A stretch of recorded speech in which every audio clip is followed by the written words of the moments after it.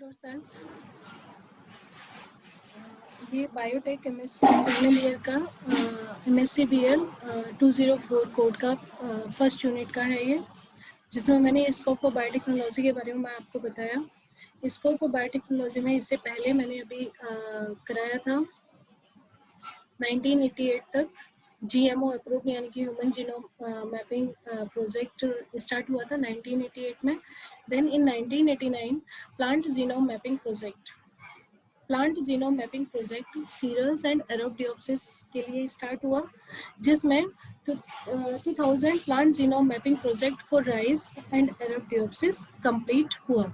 ठीक है, 1989 में plant genome mapping project start हुआ। किसके लिए स्टार्ट हुआ? सीरल्स एंड एरोडियोप्सिस के लिए स्टार्ट हुआ। 2000 plant genome mapping project for rice and Arabidopsis completed, and about 44 million hectares of land planted to GMO crop. 44 million hectares की जो land थी वो जीएमओ क्रॉप के लिए, जेनेटिकली मॉडिफाइड ऑर्गेनिज्म क्रॉप्स के लिए ऑक्युपाई की गई। ठीक है, जैसे कि DNA deoxyribonucleic acid, GMO genetically modified organism, यहाँ पे इनकी फुल फॉर्म दी हुई है जो मैंने लास्ट वाली स्लाइड्स में आपको बताई थी। आरडीएनए यानी कि recombinant DNA, UK United kingdom, USA United state of America. जो लास्ट सेंटेंस में ये वर्ड्स आ रहे थे, ये उनकी यहाँ पे फुल फॉर्म शो की गई है। Modern biotechnology R&D has been concluded in an institutional and economic environmental that differ significantly from the development of the earlier green revolution technology. जो modern biotechnology है, मॉडर्न बायोटेक्नोलॉजी इंस्टीट्यूशनल के लिए conduct की गई है, इकोनॉमिक एनवायरनमेंट के लिए conduct की गई है, that differ significantly from the development of earlier green revolution technology. जो रिसेंटली ग्रीन रिवोल्यूशन टेक्नोलॉजी है उससे बिल्कुल डिफरेंट है। While the latter were essentially the prerogative of public research institute and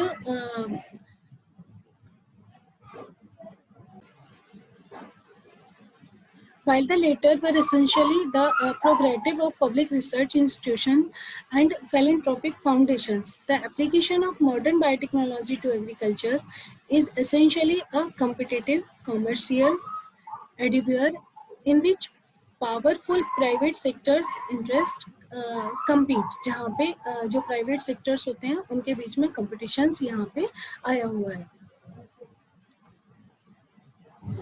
Similarly, green revolution technology, अगर हम उसके comparison में green revolution technology की बात करें, but essentially dedicated to the public and strengthening and extension of IP protection, particularly since the conclusion of Argiri round of trade negotiation has increased the private chapter of biotechnology. जो green revolution technology है, green Riji की, तो जो biotechnology है वो केवल institute में ही आके सीमित हो गई है। ठीक है, multinational companies in seed, agriculture, chemicals, pharmaceutical and food processing industry play a major role in biotechnology research. ठीक है, जो बायोटेक्नोलॉजी रिसर्च में अगर हम देखते हैं तो बहुत सारी कंपनीज जैसे कि सीड की, एग्रीकल्चर केमिकल्स की, फार्मास्यूटिकल्स की एंड फूड प्रोसेसिंग की बायोटेक्नोलॉजी रिसर्च में इन्वॉल्व है। They have invested heavily in house research facilities and entered into contractual arrangement with public research institution or universities. As a result of merger and acquisition in the past few years, the development of new biotechnology application in agriculture has been increasingly concentrated in the hand of decreasing number of companies. The dominant companies that operate within global market are Avinities, Agrivo, Dow, DuPont, Monsanto and Syngenta, ये कुछ companies के नाम है जो biotech level पर in all over world में जो organise हैं.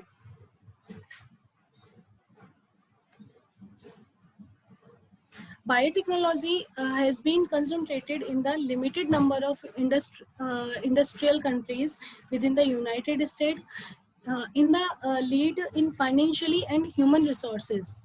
A growing number of developing countries have invested in biotechnology. जितने भी growing developing countries हैं वो biotechnology में invest करती हैं, but the amount are small compared to some invested by private companies. Private companies ज़्यादा invest करती हैं comparison to जो developing countries हैं उनके comparison में in the industrial world. अगर हम प्राइवेट सेक्टर की बात करते हैं तो private sector investment in agriculture research is general increasing the developed countries. Private sector ही कंट्रीज को डेवलप कर रहा है. There is still little private sector biotechnology research effort in developing countries, particularly in Asia. Commercialization and distribution of new agriculture biotechnology products, particularly transgenic crop, is also concentrated in Organization for Economic Cooperation and Development, OECD. अगर आपको इसकी full form आती है, and development member countries with a few exceptions. These products are for the most part crop of economic importance in industrial countries, agriculture production, and in world trade in agriculture commodities, mainly soybean, maize, cotton, and कोनोला. इनके लिए biotechnology level पर अच्छे से जो agriculture production हो रहा है, basically जो एडिबल चीज़ें हैं जैसे कि सोयाबीन, मेज यानी कि मक्का, कॉटन यानी कि कपास, and कोनोला. During the past 5 years, the area under GMO, यानी कि genetically modified organism, has increased rapidly from 1.7 million to a 4.4 million hectare. ठीक है, अब खुद सोचो लास्ट 5 साल में जो जीएमओ का जो जेनेटिकली मॉडिफाइड ऑर्गेनिज्म जो इंक्रीज हुए हैं 1.7 मिलियन हेक्टेयर से लेके 44.4 million hectare, 70% which are in US, 70% US में है. Remaining 20% are distributed in both developed and developing countries. 25% developed और डेवलपिंग कंट्रीज के अंदर है. डेवलप और डेवलपिंग कंट्रीज में जैसे कि इंक्लूडिंग अर्जेंटीना और Australia, Bulgaria, Canada, PRC, France, Germany, Mexico, Portugal, Romania, South Africa, and Spain. Relatively little biotechnological research is being undertaken on the problem of small farmer in rain-fed and marginal land.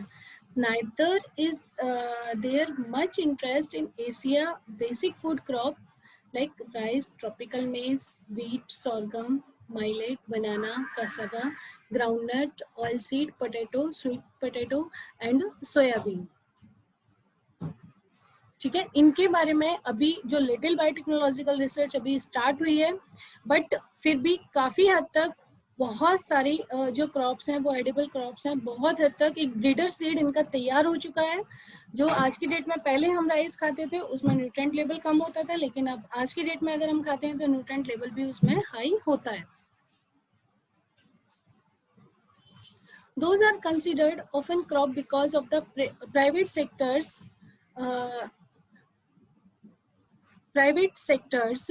reluctance to work on them. That focus is unlikely to change because of the perception that investment in such orphan crop and farm working on problem of small farmer yield limited returns. Because of biotechnology का अगर अच्छे से level पे काम कर सकते हैं अपन, तो हमें काम करने के लिए एक पर्टिकुलर एक इंस्टीट्यूट की रिक्वायरमेंट होती है, एक इंडस्ट्री की रिक्वायरमेंट होती है, बट फार्मर लेवल पे उस काम को करने में आज भी लिमिटेशंस हैं. To participate more fully in the biotechnology revolution, Asian government will need to expand their capacities to undertaken. Biotechnology research linked to problem of small farmer and orphan crop. In certain situation, however, there are may be opportunity to purchase license import technology applicable in Asia. ये Asia की अगर बात कर रहे हैं तो वहाँ पे इन सब चीज़ों को करने के लिए एक लाइसेंस की ज़रूरत होती है. जो किसी चीज़ को अगर आप कल्टीवेट कर रहे हो तो एक पर्टिकुलर एक लाइसेंस के थ्रू आप उस चीज़ को कल्टीवेट कर सकते हो. वही सेम प्रोसेस इंडिया में भी है. ठीक है, अब बात करते हैं application of biotechnology. Application developed from the new method in biotechnology place them within the continuum of techniques used throughout human history in industry, agriculture, and food processing. Modern biotechnology provide powerful new tools. They are used to generate product that fill similar role to those produced with more traditional method. Meaning क्या है, जो applications है biotechnology की, वो मतलब human history की अगर हम बात करें पूरी इंडस्ट्री में, तो सबसे पहले जो काम करते थे, मतलब क्रॉप ज़्यादा लगाई, उसका कम आउटपुट निकल के आया एग्रीकल्चर फील्ड में और फूड प्रोसेसिंग फील्ड में. बट आज के डेट में न्यू टेक्निक्स इस टाइप से आ गए हैं कि अगर हम किसी इंडस्ट्रीज में, प्राइवेट इंडस्ट्री में अगर हम काम कर रहे हैं, तो उसका आउटपुट जल्दी ही निकल के आता है और बेनिफिशियल होता है. ठीक है, तो अगर मॉडर्न टेक्नोलॉजी एक पावरफुल न्यू टूल्स के साथ वहाँ पे होती है, जो न्यू प्रोडक्ट जनरेट होते हैं, जिनका रोल पहले जैसा ही होता है, जो ग्रो करने का जो प्रोसीजर है वो पहले जैसा ही होता है, बल्कि उससे थोड़ा एडवांस भी हो जाता है, जिससे कुछ ट्रेडिशनल मेथड भी होते हैं और कुछ न्यू मेथड्स भी वहाँ पे इन्वॉल्व होते हैं.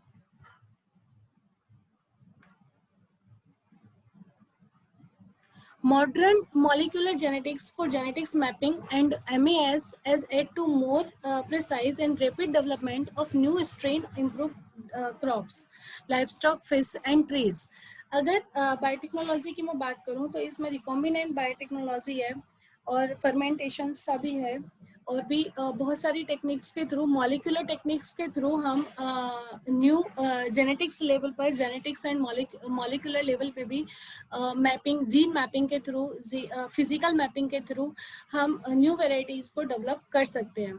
Other biotechnology application such as tissue culture and micro propagation are being used to rapid multiplication horticulture crop and tree. ठीक है, अगर हम बात करते हैं tissue culture micro propagation level पर, टिश्यू कल्चर का मेथड बनाने के लिए टिश्यू कल्चर में जैसे अगर हमें रिक्वायरमेंट होती है, अगर अगर की रिक्वायरमेंट होती है, अगर अगर की क्यों रिक्वायरमेंट होती है, जिससे कि स्टेबिलिटी आ जाए एक प्लांट को लगाने में टेस्ट ट्यूब में. और उसके साथ साथ एमएस मीडिया भी बनाते हैं, एमएस मीडिया, मोरासाइक स्कूप मीडिया भी प्रिपेयर करते हैं. मोरासाइक स्कूप मीडिया प्रिपेयर करने के लिए हमें माइक्रोन्यूट्रेंट, मैक्रोन्यूट्रेंट, विटामिन, आयरन सॉल्यूशन, इन सभी की रिक्वायरमेंट होती है.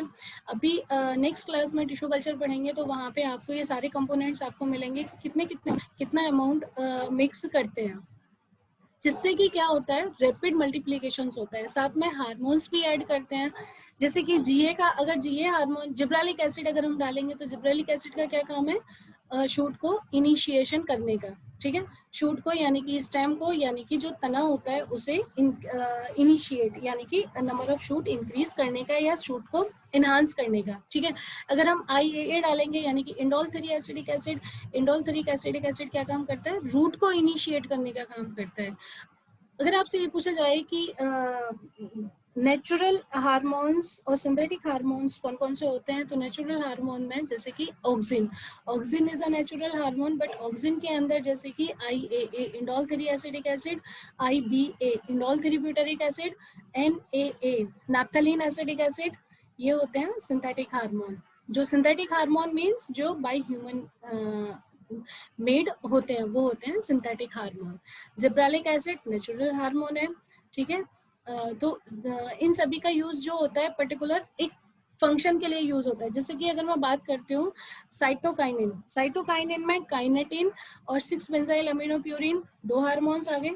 तो काइनेटिन, अगर मैं साइटोकाइनिन में काइनेटिन की बात करती हूँ तो काइनेटिन किस चीज के लिए रिस्पॉन्सिबल होता है? सेल डिवीजन के लिए रिस्पॉन्सिबल होता है। तो इन सब हार्मोन्स का अगर हम प्लांट टिश्यू कल्चर में यूज करते हैं तो बायोटेक्नोलॉजी में हेल्प मिलती है और मल्टीपर्पज के लिए, हॉर्टिकल्चर क्रॉप्स एंड ट्रीज के लिए ये हमारे लिए बेनिफिशियल होते हैं। New diagnostic and vaccine are being widely adopted for the diagnosis, prevention and control the fish and livestock disease. Fish and livestock disease के लिए ही नहीं, ह्यूमन डिजीज को भी रोकने के लिए ये रिस्पॉन्सिबल होता है, ठीक है। अगर हम मकोई, एक आपने सुना होगा सोलेनेसी, सोलेनेसी का मेंबर है मकोई, सोलेनम नाइग्रम। सोलेनम नाइग्रम का यूज सबसे ज्यादा किस में होता है? वैसे तो उसके मल्टीपर्पज यूजेस है, लेकिन वो लीवर डिजीज के लिए सबसे ज्यादा बेनिफिशियल होता है। तो प्लांट टिश्यू कल्चर के बिहाफ पे अगर उसकी न्यू वेराइटी, हाइब्रिड वेराइटी तैयार करके बनाई जाए तो लीवर के लिए सबसे ज्यादा वो यूजफुल साबित होती है। The science of genomics, genomics की साइंस, कौन सी science? The molecular characterization of all the gene in a species has dramatically increase knowledge of plant gene and their function. अगर जो जीनोमिक साइंस है उससे क्या इंक्रीज होता है? प्लांट जीन की नॉलेज इंक्रीज होती है और उसके फंक्शन के बारे में हमें पता चलता है। The new technology enable greatly increase efficiency of selection for useful gene based on knowledge of the biology of the organism and the role of specific gene in regulating particular trait। जो new technology है select मतलब useful gene की जो efficiency है उसे बढ़ाने में काम आती है, कि जो किसके ऊपर बेस्ड होनी चाहिए? ऑर्गेनिज्म की बायोलॉजी के ऊपर बेस्ड होनी चाहिए। And role of specific gene in regulating particular trait.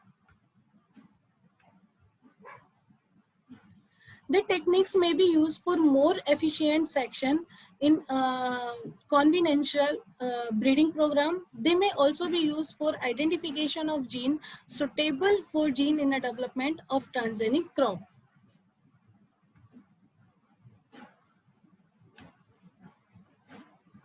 Scientists completed genomic study on rice through the cooperative efforts of several international and private sector institution led by Japan। ठीक है, rice के ऊपर scientist ने काम किया किसके through? Institutional Japan के through. Modern biotechnology permit increase precise in the use of new technique and a shorter time to produce result.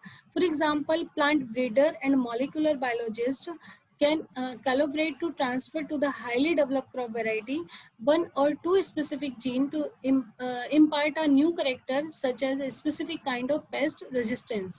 Biotechnology का यूज हर चीज में होता है। पेस्ट रेजिस्टेंस के लिए उसका यूज हो रहा है, न्यू यूजफुल ट्रेट के लिए उसका यूज हो रहा है, न्यू ब्रीडर सीड के लिए उसका यूज हो रहा है, ठीक है, जीनोमिक स्टडी के लिए यूज हो रहा है, ऑर्गेनिज्म की बायोलॉजी को जानने के लिए उसका यूज हो रहा है।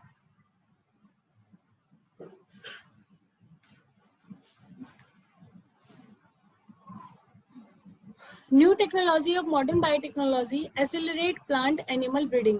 एनिमल ब्रीडिंग और प्लांट ब्रीडिंग के लिए भी यूज है। They offer possible solution to previously intractable problem and difficult target such as drought tolerant. जैसे कुछ प्लांट ड्रॉट टॉलरेंट होते हैं, उसका ये जानना कि कौन सा जीन, कौन सा प्रोटीन है जो ड्रॉट टॉलरेंट में काम आता है, कौन से जीन के थ्रू ड्रॉट टॉलरेंसी बढ़ रही है और उसे किसके किसके थ्रू और उसका ड्रॉट टॉलरेंसी आगे इंक्रीज कर सकते हैं। जैसे कि आपने देखा होगा कि कुछ आजकल जो काम चल रहा है, मेरी लास्ट ईयर मैंने नोटिस किया था, सी मैप लखनऊ में प्रेजेंट है। वहाँ पे तुलसी के ऊपर काम चल रहा था। ओसिमम स्केंटम लेमिएसी का मेंबर है तुलसी, आप लोग सभी जानते हो। तुलसी को जब हम सर्दियों में देखते हैं तो जब फॉग पड़ता है तो वो सूख जाती है पूरी, लेकिन कौन सा जीन है जो उस टॉलरेंसी पावर को इंक्रीज कर सकता है। तो इसी के रिगार्डिंग अभी आई थिंक लास्ट ईयर मेरी एक साथ में जानने वाली थी जिसके ऊपर वो पीएचडी कर रही थी। अभी तक तो मुझे पता नहीं, मेरे कॉन्टेक्ट में नहीं है, बट अभी क्या है कि जैसे जैसे उसकी टॉलरेंसी पावर उन्होंने बढ़ाई तो वो तुलसी की बहुत सारी वैरायटी थी, उन्होंने 2 से 3 वैरायटी ली और उसे पर्टिकुलर प्लेस पे ग्रो किया और उसके टॉलरेंसी पावर देखी कि कौन सा जीन इस चीज के लिए रिस्पॉन्सिबल है जो टॉलरेंसी पावर को डिक्रीज कर रहा है और इंक्रीज कर रहा है। तो वो किसके थ्रू हुआ, वो एक बायोटेक प्रोसेस के थ्रू हुआ। ठीक है, दिस प्रोडक्ट में include more nutrient food crop varieties with improve tolerancy for pest and disease and animal vaccine. Animal vaccine को बढ़ाने मतलब टॉलरेंसी पावर बढ़ाने के लिए फूड को एक फूड और क्रॉप की वेराइटीज को न्यूट्रिशनल वैल्यू देने के लिए बायोटेक का यूज सबसे ज्यादा किया जाता है। It is important to improve appropriate regularly mechanism to ensure that product produced by modern biotechnology are as safe as the product of traditional biotechnology, especially GMO यानी कि genetically modified organism that might interact with the environment. The knowledge of gene is not matched by our knowledge of the gene environment initiation, interaction or potential impact of biotechnology on the environment. ज्यादातर जो green revolution technologies होती हैं introduce without सच understanding, मतलब उनके बारे में भी हमें इतनी सारी चीजें नहीं पता होती हैं। At present there is wide spread trust of biotechnology and the public need to be engaged in a dialogue before the technology is disseminated widely. तो अगर हम कोरिलेट करें बायोटेक्नोलॉजी को और ग्रीन रिवोल्यूशन टेक्नोलॉजी को, दोनों के बीच में क्या सिमिलैरिटीज हैं और क्या डिफरेंसेस हैं, आप लोगों के लिए टास्क है, आप लोग मुझे कल बताओगे इस टास्क को। That is the summary of application modern biotechnology to agriculture. ठीक है, सब सेक्टर यानी कि क्रॉप प्रोडक्ट्स एंड डायग्नोस्टिक में इसका यूज हो रहा है। बायोटेक्नोलॉजी का क्या यूज है? टू डायग्नोज प्लांट पेस्ट को डायग्नोज यानी कि आइडेंटिफाई करने में, एंड पैथोजन को आइडेंटिफाई करने में, एंड क्वालिटी ट्रेट को आइडेंटिफाई करने में माइक्रो प्रोपेगेशन में यूज हो रहा है। यानी कि tissue culture to multiple disease free planting material on a large scale. ये हो गया क्रॉप प्रोडक्शन एंड डायग्नोस्टिक। ठीक है, सेकंड है डेवलपमेंट ऑफ ट्रांसजेनिक क्रॉप। अगर ट्रांसजेनिक क्रॉप के डेवलपमेंट में यूज होता है तो develop commercial new genetically modified crop, commercially new genetically modified crop को डेवलप करेगा। Modern plant breeding to develop superior plant varieties को डेवलप करने में यूज होता है rapidly and more precisely. Third है marker assisted selection. Marker assisted selection में to use genetic marker, यानी कि जो जीन मैपिंग, फिजिकल मैपिंग, वहाँ पे जेनेटिक मार्कर्स यूज होते हैं, अभी नेक्स्ट क्लास में हम लोग पढ़ेंगे। And genomic information in breeding for high yielding disease and pest resistant varieties. Biodiversity characterizing, conserving and using biodiversity. Forestry gene mapping to accelerate tree plant breeding को और अच्छे से इंक्रीज करने के लिए इसका यूज है। ओके, तो ये था आपका